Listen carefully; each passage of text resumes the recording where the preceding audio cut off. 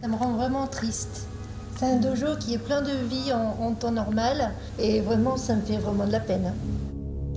D'entendre juste sa propre voix qui résonne dans ce hall où d'habitude on entend des centaines de voix d'enfants, d'adultes, ça fait mal au cœur.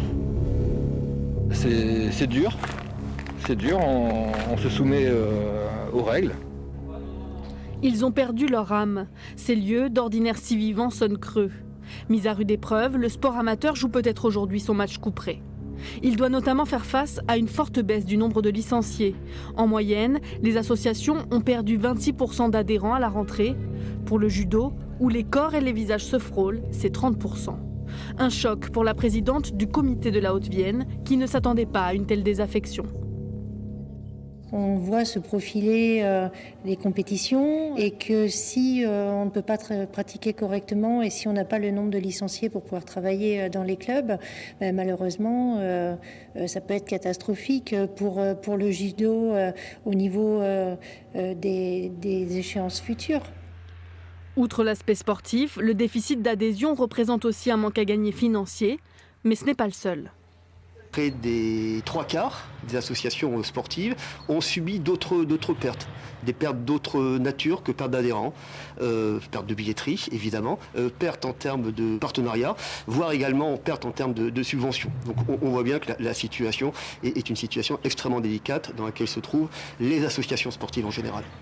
C'était justement pour stimuler un peu ses finances que le Red Star, club de tennis historique à Limoges, avait investi avant la crise dans le padel, une discipline en plein boom. Ces cours flambant neufs sont accessibles au public par un système de location. Alors, quand personne ne pratique, l'argent ne rentre pas. Effectivement, la structure en elle-même tourne à zéro et donc va être déficitaire parce qu'on a contracté un emprunt quand même pour pouvoir réaliser tous les travaux. Et donc, du coup, il faut rembourser les emprunts, tout ça, et l'argent ne rentre plus. Côté tennis, où les recettes reposent sur les cotisations, cette deuxième fermeture en quelques mois préoccupe.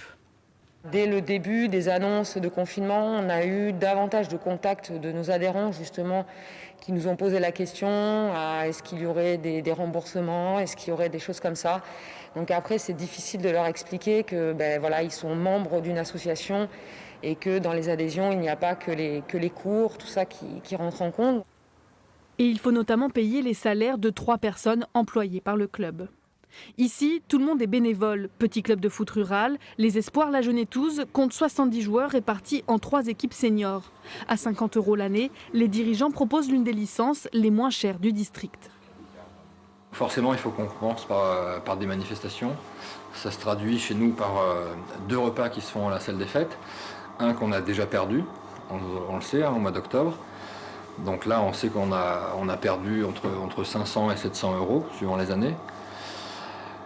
Un autre qu'on fera en février, donc là on est aussi inquiet.